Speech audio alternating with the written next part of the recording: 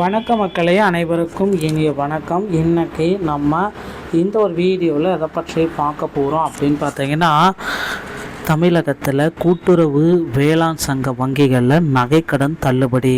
இந்த காணொலியானது இதை பற்றி தான் உங்களுக்கு விளக்குகிறது. தமிழ்நாட்டில் 5 சவரன் வரையிலான நகைக்கடன் தள்ளுபடி குறித்த மிக முக்கியமான அறிவிப்புகளை இந்த ஒரு வீடியோவின் மூலமாக பார்க்கலாம். நகைக்கடன் தள்ளுபடி செய்வதற்கான காரணிகள் என்னென்ன, யாருக்கெல்லாம் இந்த நகைக்கடன் முழுமையாக தள்ளுபடி செய்ய போகிறாங்க, தேர்தல் வாக்குறுதிகளில் முதல்வர் விஜய் நகைக்கடன் தள்ளுபடி அறிவிப்பு வரலையே, நீங்கள் எதுக்காக சொல்கிறீங்க இந்த நகைக்கடன் தள்ளுபடியை பற்றி, இப்படியெல்லாம் நீங்கள் லட்சக்கணக்கான கேள்விகள் கேட்கலாம். இருந்தாலும் நகைக்கடன் தள்ளுபடி முதல்வர் விஜய் அவர்கள் விரைவில் ஒரு மிகப்பெரிய அறிவிப்பை வெளியிட போகிறாருங்க. தமிழகத்தில் தொடக்க வேளாண் கூட்டுறவு வங்கிகள் ஆயிரக்கணக்கான வங்கிகள் செயல்பட்டிருக்கிறது.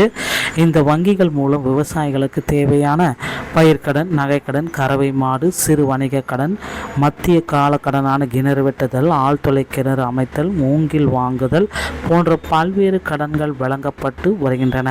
குறிப்பாக கூட்டுறவு வங்கிகளும் தொடக்க வேளாண் கூட்டுறவு சங்கங்களும் தங்க நகை கடன் அடமானத்தில் வழங்குகின்றன.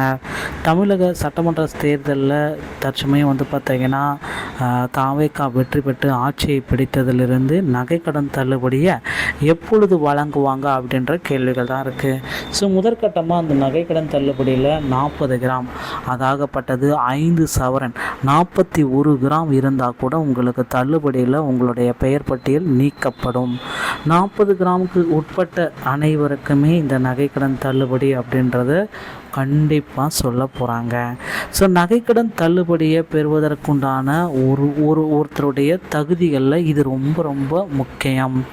இந்த தகுதி இல்லை அப்படின்னா உங்களால் நகைக்கடன் தள்ளுபடி அப்படின்றத பெற இயலாமலே போயிடும். தங்க நகைக்கடன் தகுதி பெறுவதற்கான தகுதியற்றவர்கள் குறித்த விவரங்கள் யார் நம்ம பார்க்கலாம். நகைக்கடன் மொத்த எடை 40 கிராம் அதாவது 5 சவரனுக்கு இருக்க வேண்டும். நகைக்கடன் பெறும்பொழுது தங்கள் சரியான ரேஷன் அடையாள அட்டை எண் மற்றும் ஆதார் அடையாள அட்டை வழங்கியிருக்கணும். தற்பொழுது வரை செல்லுபடியாகக்கூடிய ரேஷன் அட்டை வைத்திருக்க வேண்டும். மறுவாழ்வு முகாம்களில் வசிக்கும் இலங்கை தமிழர்கள் இந்த தள்ளுபடியை பெற தகுதியானவர்கள். அரசு பணியிலிருந்து ஓய்வு பெற்ற தமிழக அரசின் குடும்ப ஓய்வூதியர்களுக்கும் இந்த தள்ளுபடி உறுதி செய்யப்படும். தள்ளுபடி அற்றவர்கள் அப்படின்னு பார்த்தீங்கன்னா 40 கிராமுக்கு மேலே அதாவது 5 சவரனுக்கு மேலே 1 கிராம் 41 கிராம் இருந்தாலும் உங்களுடைய முதற்கட்டமாக தள்ளுபடியிடும். கடன் பெறும்பொழுது ரேஷன் அடையாள அட்டை எண் மற்றும் ஆதார் எண்ணை தவறாக வழங்கி எல்லாம் வழங்காதவர்கள் தள்ளுபடியற்றவர்கள். ரேஷன் மற்றும் ஆதார் அட்டையில் உள்ள முகவரி தமிழ்நாட்டை சேர்ந்தவராக இருக்க வேண்டும். ஆந்திரா, கேரளா, தெலுங்கானா, புதுச்சேரி போன்ற வெளிமாநில முகவரி கொண்ட அட்டை மூலம் கடன் பெற்றவர்களுக்கு ஒரு தள்ளுபடி கூட கிடையாது. கூட்டுறவு சங்கங்களில் பணியாற்றும் ஊழியர்கள், அவர்களின் குடும்பத்தினர் மற்றும் நிர்வாக உறுப்பினர்களுக்கும் தள்ளுபடி கிடையாது. தற்பொழுது அரசாங்க வேலையில் இருப்பவர்களுக்கும் தள்ளுபடி கிடையாது. போலி நகை வைத்து கடன் பெற்றவர்களுக்கும் தள்ளுபடி கிடையாது. நகைக்கடன் தொகையை ஏற்கனவே முழுமையாக செலுத்தியவர்கள் இல்லை பகுதியளவு செலுத்தியவர்களுக்கு கூட தள்ளுபடி கிடையாது.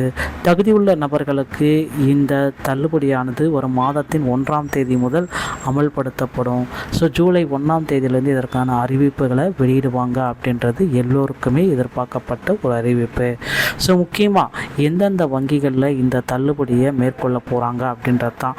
தள்ளுபடி பெறுவதற்கான வங்கிகள் அப்படின்னு பார்த்தா முதற்கடியாக கூட்டுறவு சங்கங்கள் மற்றும் கூட்டுறவு வங்கிகள். கூட்டுறவு சங்கங்கள் மற்றும் முதற்கட்டமாக பணியாற்றும் ஊழியர்கள், அவர்தான் குடும்ப நிர்வாக குழு உறுப்பினர்களுக்கு இந்த தள்ளுபடி கிடையாது.